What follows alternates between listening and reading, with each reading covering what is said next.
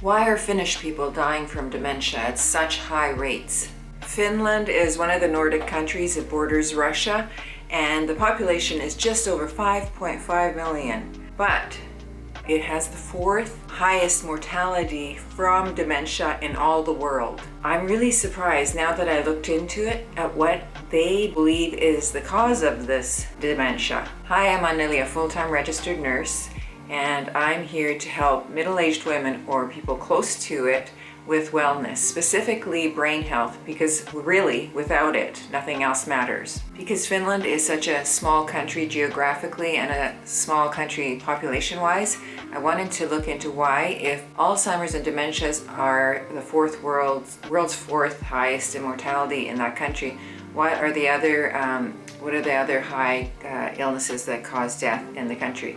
So the number one in Finland is coronary artery disease. So that means that you'd have things like heart attacks and strokes, and the second is Alzheimer's disease and dementia. But it's not really, they're not the only one. I looked at the information on Canada and the United States. So Canada, the number one killer in Canada is coronary artery disease, lung cancers, and then number 3 is Alzheimer's and dementias. So guess what United States is? United States is just the same as Finland.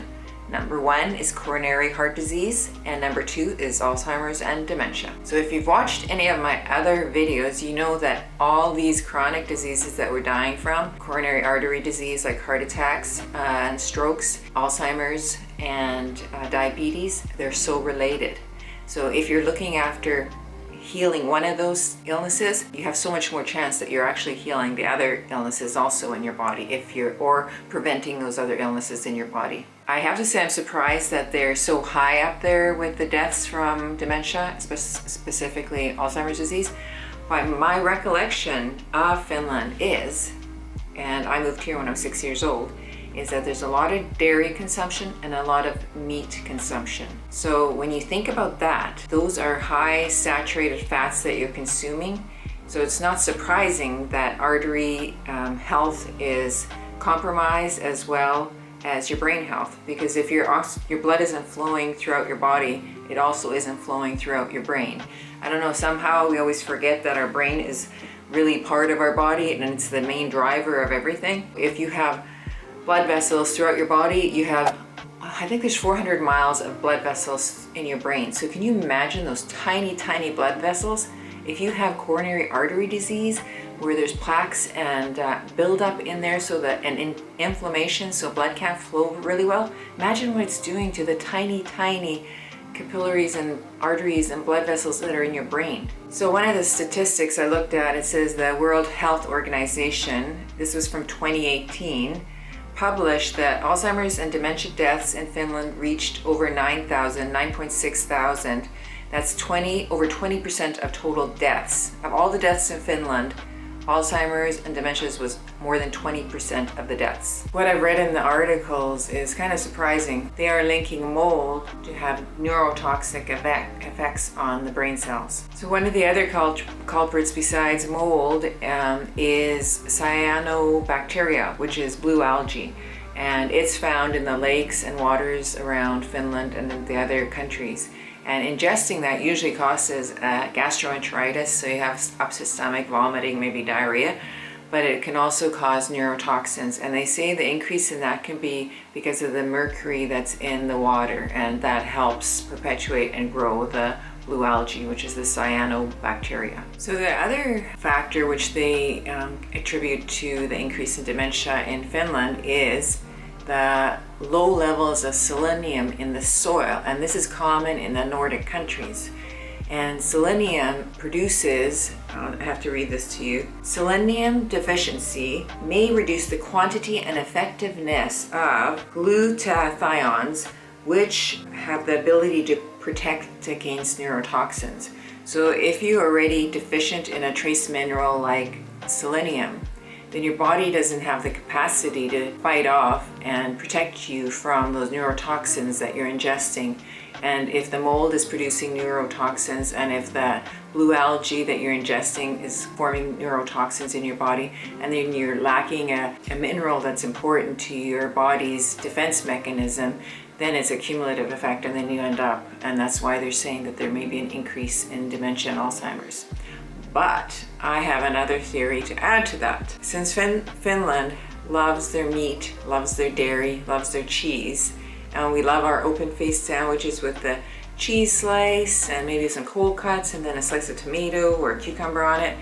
But anyway, we have, as from my memory and what I know from even what we did here in Canada, is we'd have a lot of cold cuts and cheese. And one of the favorite things that we used to eat was Karjalanpaisti. It's from the Karjalan area of Finland, which is a more northern, eastern part of Finland. And they have the best, when I used to eat meat, it was Karjalanpaisti, and my grandmother made it the best. But it's just meat and some broth, and it's a very simple dish, but that's how people would eat. And I have another story to tell you about that, but I want to just mention the selenium. Selenium, because it's lacking in the Nordic country soil, it's a trace mineral that your body needs. It's an antioxidant, and it helps protect your body, and it helps fight against neurotoxins. So if you're lacking in that trace mineral, then you're leaving yourself vulnerable to those neurotoxins. But there's sources that you can get. Nuts like Brazil nuts and walnuts have selenium in it. Many fresh and saltwater fish have it. So they mentioned tuna and cod, red snapper and herring, and also beef and poultry and grains. But the thing is that if you're eating those long-living fish like cod and tuna, sorry, I'm not sure if cod is a long-living fish, but I know tuna is, and things like that. If you're eating those large fish that live for a long time, they have a lot of mercury and toxins built, accumulated in their systems. So you're best to avoid those fish and eat the smaller fish if you're going to eat fish that don't have as long of a lifespan, so they're not accumulating as much of those toxins in their systems. So but my suggestion would be the Brazil nuts and walnuts for your selenium. So that's just a point on that. When I read an article years ago by Dan Buettner, and I had to look that up, I just remembered the article. It was a part of Finland that had the highest rate of heart attacks, basically heart disease. And guess where it was? It was at Karjala, because Karjala was a town where they ate lots of meat, and that's where that Karjalanpaisti, which is like a meat, it's not really a stew, meat pot, came from. I will link this article in the description box below, but the title of the article is "The Finnish Town That Went on a Diet." And this article is written by Dan Buettner. He's the guy that wrote the books on the blue zones, where there's people, the blue zones are the areas of the world where people live to be over 100 in very good health. This article is written, and I'll link it, but in 1972, North Karjalan men achieved the dubious distinction of having the highest rate of heart attacks in the world. Well, no kidding. They lived on Karjalanpaisti and probably potatoes and that little else, and rye bread. So this man, Pekka Puska went there when he was a young guy and put everybody on a diet. Not really. He just encouraged them to add more vegetables to their diet. So basically, nobody there went vegan or plant-based. Don't have to panic about that, because that seems to kind of stir things up when you mention vegan or plant-based. What he did is, the meat consumption went down slightly, and the vegetable consumption went up. So just that little change made a huge difference in the lifespan of those guys in Karjala, and they lost the honor of being the heart attack city in the world. So I guess what I was trying to say is, reading this article and looking at the research about is Alzheimer's really a big thing in Finland, to find out it is. And they do correlate some of the mold issues, the bacteria, the blue algae in the water, decreased selenium in the soil. I would also add that because of the dairy consumption, the meat consumption, those are all things that contribute to it. The thing is that's why you have to look after one area of your lifestyle, because nothing is going to be 100% perfect, right?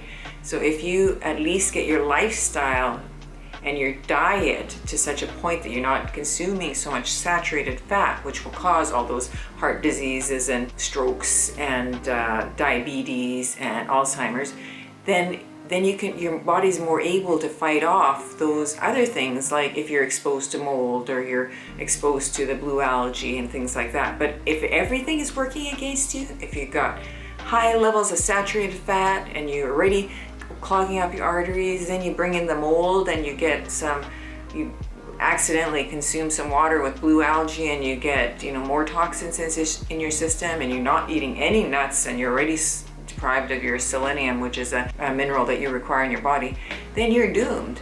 So this is why it's important to look after the things you have control over, and that will keep you healthier for a long time. So what causes Alzheimer's disease? I think you should watch this video next, and I'll see you next week. Have a great week and stay healthy. Bye-bye.